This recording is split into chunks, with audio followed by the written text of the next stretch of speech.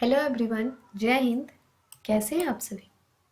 आज है 3 नवंबर और 3 नवंबर से बनने वाले जितने भी करंट अफेयर के इम्पोर्टेंट क्वेश्चंस होंगे उन्हें मैं आपके साथ डिस्कस करूंगी। साथ ही एस्थेटिक्स रिवीजन भी साथ ही करेंगे। उसके बाद लास्ट में मैं आपसे क्वेश्चन पूछूंगी, उसका जवाब आप कमेंट बॉक्स में ज़रूर दें। इसका पीडीएफ भी आपको मिल जाएगा, नीचे लिंक मिल जाएगा, वहाँ से आप हर रोज़ की पीडीएफ डाउनलोड कर सकते हैं। तो चलिए स्टार्ट करते हैं स्टैटिक रिवीजन, उसके बाद करेंगे प्रीवियस क्लास का रिवीजन और फिर शुरू करेंगे आज का सेशन। वियना शहर किस नदी के किनारे बसा है? ये डेन्यूब नदी के किनारे बसा है। कर्क रेखा भारत के कितने राज्यों से गुजरती है? 8 राज्यों से गुजरती है। ये मैं आपको बता देती हूँ, चाहे तो आप लिख सकते हैं। गुजरात, राजस्थान, मध्य प्रदेश, छत्तीसगढ़, झारखंड, पश्चिम बंगाल, त्रिपुरा और मिजोरम, इन 8 राज्यों से कर्क रेखा गुजरती है। मकर रेखा को काटने वाली नदी कौन है? तो ये है लिम्पोपो नदी। अटकामा मरुस्थल किस दक्षिणी अमेरिकी देश में है? ये चिली में है। यूरोप महाद्वीप में प्रवाहित होने वाली सबसे लंबी नदी वोल्गा नदी है। दुनिया में सबसे ज्यादा वर्षा वाला स्थल कौन है? ये है मासिनराम। किस गवर्नर जनरल ने हड़प नीति का प्रतिपादन किया था? ये लॉर्ड डलहौजी द्वारा किया गया था। बंगाल में द्वैत शासन को किसने समाप्त किया? ये समाप्त किया गया था वॉरेन हेस्टिंग्स के द्वारा। सहायक संधि किसने लागू किया था? लॉर्ड बेलेस्ली ने लागू किया था। कांग्रेस के प्रथम अधिवेशन की अध्यक्षता किसने की थी? व्योमेश बनर्जी द्वारा किया गया था। चलिए बढ़ते हैं प्रीवियस क्लास के रिवीजन की तरफ। पहला है, भारत और किस देश के बीच अभ्यास काजिन 2023 की शुरुआत की गई? ये भारत और कजाकिस्तान के साथ। गुजरात की पहली हेरिटेज ट्रेन को किसने हरी झंडी दिखाकर रवाना किया है? ये नरेंद्र मोदी द्वारा किया गया है। चौथे एशियाई पैरा खेलों में भारत ने कुल 111 पदक जीते हैं। फ्रांसीसी सरकार और सेविलियर डांस एल ऑर्डिड्रेस आर्ट्स एट डेस लेट्रेस की उपाधि से सम्मानित किया गया है ऋचा चड्ढा को। पहला अंतर्राष्ट्रीय देखभाल एवं सहायता दिवस 2023 मनाया गया है 29 अक्टूबर को। इंटरनेशनल क्रिकेट में 18,000 रन पूरे करने वाले 5वें भारतीय बल्लेबाज बन गए हैं हमारे रोहित शर्मा। प्रतिष्ठित वैलन डी ओर अवार्ड से सम्मानित किया गया है लियोनेल मेसी को। अपशिष्ट से कला स्क्रैप से मूर्ति कला प्रदर्शनी का उद्घाटन किया गया है अर्जुन राम मेघवाल के द्वारा। अल्बानिया में आयोजित अंडर 23 कुश्ती में विश्व चैंपियन बनाने वाली देश की पहली महिला पहलवान बन गई है रितिका हुड्डा। चलिए बढ़ते हैं आज के सवाल की तरफ। यहाँ से हमारा आज का सेशन शुरू होता है। हाल ही में फाइनेंशियल एक्शन टास्क फोर्स यानी FATF ने किसी ग्रे लिस्ट से हटा दिया है? ये पनामा, अल्बानिया, कैमेन आइसलैंड यानी कि तीनों को हटा दिया गया है। चलिए देख लेते हैं details. Financial Action Task Force Cayman Island, Panama, Jordan, Albania देशों को अपने ग्रे लिस्ट से हटा दिया है, जबकि बुल्गारिया को शामिल कर लिया है। FATF आतंकी वित्तपोषण और मनी लॉन्ड्रिंग पर अंतर्राष्ट्रीय निगरानी संस्था है। इसका उद्देश्य क्या हो जाएगा? उद्देश्य है इसका मनी लॉन्ड्रिंग, आतंकवादी वित्तपोषण का मुकाबला करना और सामूहिक विनाश के हथियारों के प्रसार से वित्तपोषण का विरोध करना है। FATF की स्थापना कब हुई थी? 1989 में। कब? तो G7 शिखर सम्मेलन के दौरान की गई थी। मुख्यालय इसका हो जाएगा पेरिस, फ्रांस में। और ये इसके 2 लिस्ट हैं, ठीक है। FATF के 2 लिस्ट हैं। कौन कौन है? ब्लैक लिस्ट और ग्रे लिस्ट। ब्लैक लिस्ट अधिक निगरानी की जाती है और कम निगरानी की जाती है ग्रे लिस्ट में। FATF की ब्लैक लिस्ट में शामिल देश ईरान, उत्तर कोरिया और म्यांमार है। भारत FATF में शामिल 2010 को भारत को 34वें सदस्य के रूप में शामिल किया गया है। चलिए आगे बढ़ते हैं। इसके सारे ऑप्शंस कवर हो ही चुके हैं। नेक्स्ट है हमारा इंटरकनेक्टेड डिजास्टर रिस्क रिपोर्ट 2023 किसके द्वारा जारी की गई है? ये की गई है institute for environment and human secretary के द्वारा। इससे जुड़े डिटेल्स देख लेते हैं। यूनाइटेड नेशन यूनिवर्सिटी ने institute for environment and human secretary द्वारा इंटरकनेक्टेड डिजास्टर रिस्क रिपोर्ट 2023 जारी की है। यह रिपोर्ट जल संकट से संबंधित है। रिपोर्ट के मुताबिक भारत में सिंधु गंगा के मैदानी इलाकों के कुछ इलाके पहले ही भूजल की कमी के खतरनाक बिंदु को पार कर चुके हैं। और इस रिपोर्ट में क्या कहा गया है? रिपोर्ट में कहा गया है कि अमेरिका और चीन के संयुक्त उपयोग के साथ भी भारत जो है ना, दुनिया में भारत ये भूजल को सबसे अधिक उपयोग करता है। यानी कि अमेरिका और चीन दोनों साथ में जितना जल का उपयोग करता है उससे ज़्यादा अकेला भारत करता है। ठीक है, इस रिपोर्ट में कहा गया है। नीति आयोग रिलीज किया है अभी जस्ट ही गरीबी सूचकांक। ठीक है, नीति आयोग द्वारा गरीबी सूचकांक जारी किया गया है जिसमें टॉप पे रहा है बिहार, टॉप पे बिहार रहा है। ठीक है, और वर्ल्ड इकोनॉमिक आउटलुक रिपोर्ट ये IMF द्वारा रिलीज किया जाता है। वर्ल्ड इकोनॉमिक फोरम इसके द्वारा रिलीज किया जाता है। जेंडर गैप, ठीक है, तो इसमें जो है ना जेंडर गैप रिपोर्ट जारी किया जाता है। इसमें भारत की जो है ना रैंकिंग वो 127 है और टॉप पे है आइसलैंड। टॉप पे कौन सा है? तो आइसलैंड है। ठीक है, आगे बढ़ते हैं। नेक्स्ट क्वेश्चन है कैलिस कोका नामक कोकीन के लिए एक नया टीका किस देश ने विकसित किया है? तो ये विकसित किया गया है ब्राजील के द्वारा। ठीक है, इससे जुड़े कुछ जानकारियां हैं, इंपॉर्टेंट पॉइंट्स उसको देख लेते हैं। कोकीन के उपचार के लिए ब्राजील के वैज्ञानिक कैलिक्स कोका नामक कोकीन के लिए टीका विकसित किया है।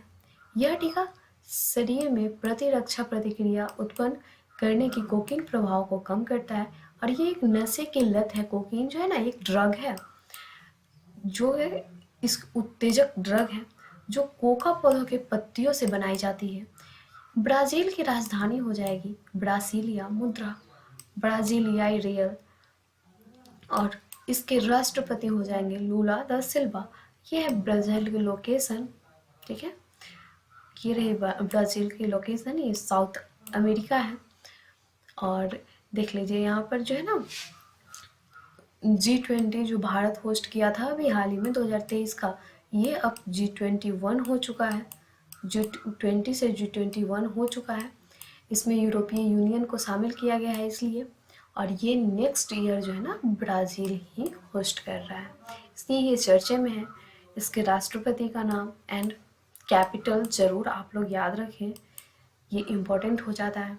भारत, तो भारत से रिलेट कर सकते हैं G20 समिट। ठीक है, उसके बाद है,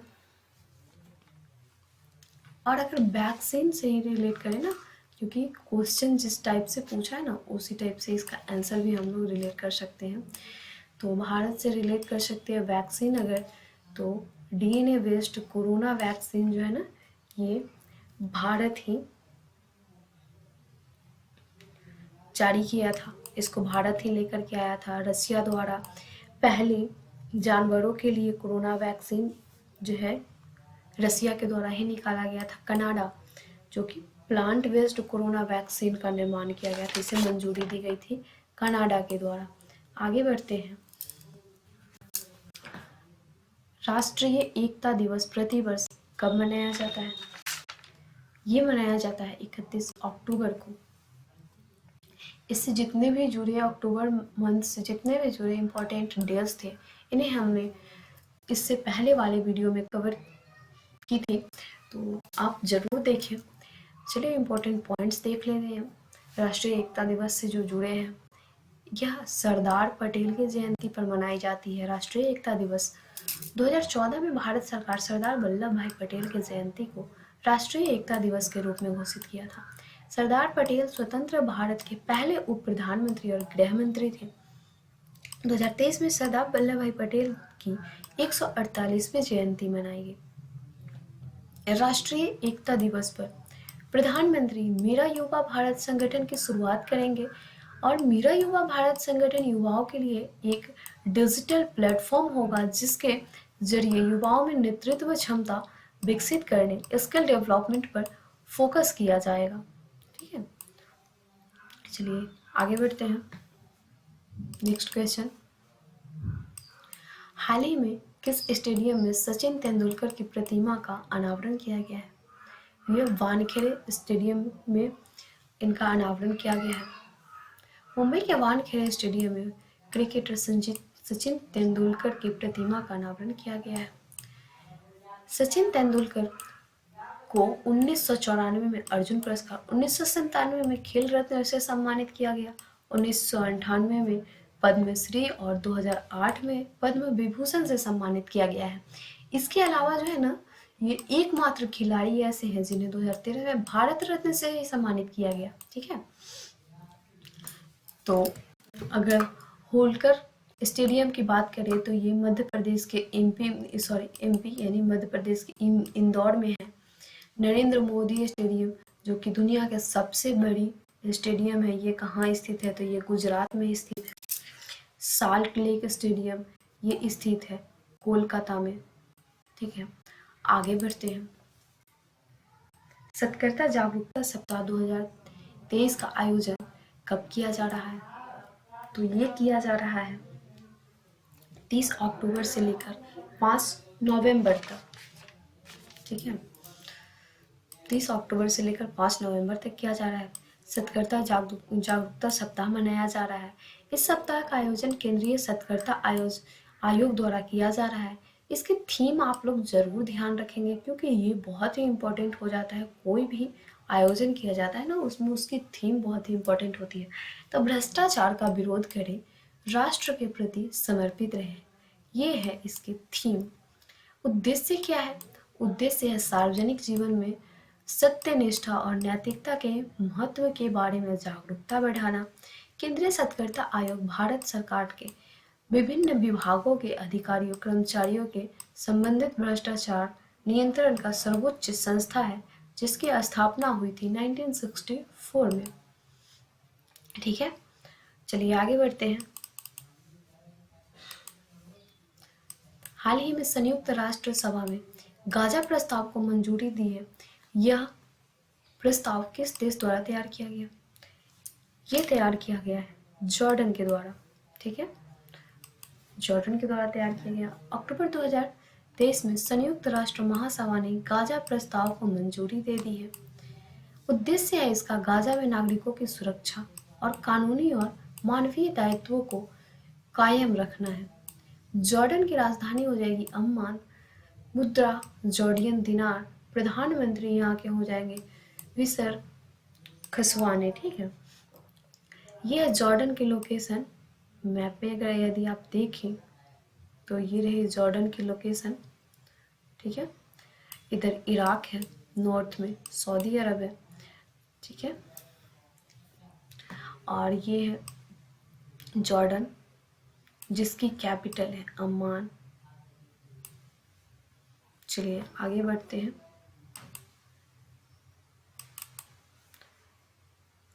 विश्व का पहला एआई यानी आर्टिफिशियल इंटेलिजेंस सेफ्टी समिट किस देश में आयोजित किया जा रहा है? तो ये किया जा रहा है ब्रिटेन में। ठीक है, ब्रिटेन में किया जा रहा है। भारतीय मूल के ब्रिटिश नेता ऋषि सुनक पहले वैश्विक एशियाई सुरक्षा शिखर सम्मेलन 2000 ग्लोबल एआई सेफ्टी समिट की मेजबानी करेंगे। इससे पहले उन्होंने लंदन में कहा कि उनका मानना है कि एआई जैसी प्रौद्योगिकियां औद्योगिक क्रांति, बिजली आने या इंटरनेट की खोज जितनी ही परिवर्तनकारी साबित होगी। 1 और 2 नवंबर 2023 तक चलने वाला है। ब्रिटेन की राजधानी हो जाएगी लंदन। मुद्रा पाउंड स्टार्लिंग। प्रधानमंत्री यहाँ के हैं ऋषि सुनक जो कि भारतीय मूल के हैं। ये यूनाइटेड किंगडम। ठीक है, यहाँ के प्राइम मिनिस्टर है ऋषि सुनक। ये भारतीय मूल के हैं। भारत ने अभी हाल ही में G20 की मेज़बानी की थी, ठीक है, जो कि अब G21 हो चुका है। इसमें यूरोपीय यूनियन शामिल हो गया है। फ्रांस नेक्स्ट ईयर कर रहा है समर ओलंपिक, ठीक है, इसके द्वारा होस्ट किया जा रहा है। रसिया ब्रिक्स होस्ट किया था। चलिए आगे बढ़ते हैं। हाल ही में किस देश में दुनिया का सबसे ऊंचा परमाणु अनुसंधान रिएक्टर स्थापित किया जाएगा? तो ये बोलीविया में किया जाएगा, ठीक है। इसका राइट आंसर हो जाएगा ऑप्शन नंबर बी, बोलीविया। दुनिया का सबसे ऊंचा परमाणु अनुसंधान रिएक्टर बोलीविया में स्थापित किया गया है।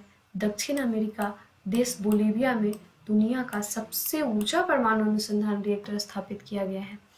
यह अनुसंधान रिएक्टर समुद्र तल से 400 मीटर की ऊंचाई पर स्थित है। यह बोलीविया की लोकेशन, ठीक है। और इसकी स्थापना जो है ये रोसाटॉम कंपनी द्वारा की गई है। बोलीविया की राजधानी लापाज, ठीक है, ये लापाज की लोकेशन है। और मुद्रा इसकी हो जाएगी बोलीवियानो। राष्ट्रपति लुइस आर्शे हैं यहाँ के, ठीक है। चलिए आगे बढ़ते हैं। भारत से हम लोग रिलेट कर ही चुके हैं हर चीज़ से। चलिए आगे बढ़ते हैं। हाल ही में अंतर्राष्ट्रीय और गठबंधन सभा का 6ठा सत्र कहाँ शुरू हुआ है? तो ये दिल्ली में शुरू हुआ है, ठीक है, दिल्ली में शुरू किया गया है। अंतर्राष्ट्रीय सौर गठबंधन की 6ठी सभा का आयोजन 30 अक्टूबर से 2 नवंबर 2023 तक नई दिल्ली में किया जाएगा। सबसे महत्वपूर्ण योगदान के रूप में IAS उन देशों में निवेश लाना चाहता है जिन्हें ऊर्जा तक पहुंच की आवश्यकता है। इस वर्ष सौर में 380 बिलियन अमेरिकी डॉलर का निवेश होने की उम्मीद है। इंटरनेशनल सोलर अलायंस की स्थापना 2015 में मुख्यालय गुरुग्राम हरियाणा और अध्यक्ष इसके हैं भारत, ठीक है। आगे बढ़ते हैं। प्रीवियस क्वेश्चन हमने आपसे पूछा था, हाल ही में भारत के निर्वाचन आयोग के किसी अपना नेशनल आइकन नियुक्त किया है, तो ये क्या है? राजकुमार राव को। आज का सवाल है आप लोगों के लिए, हाल ही में किस राज्य के स्कूल को हेरिटेज स्कूल घोषित किया गया है? तो इसका आंसर कमेंट बॉक्स में जरूर दें और साथ ही में अपना फीडबैक भी दें कि आपको हमारी सेशन कैसे लग रही है। Thank you so much. मिलेंगे नेक्स्ट वीडियो में। Thank you so much.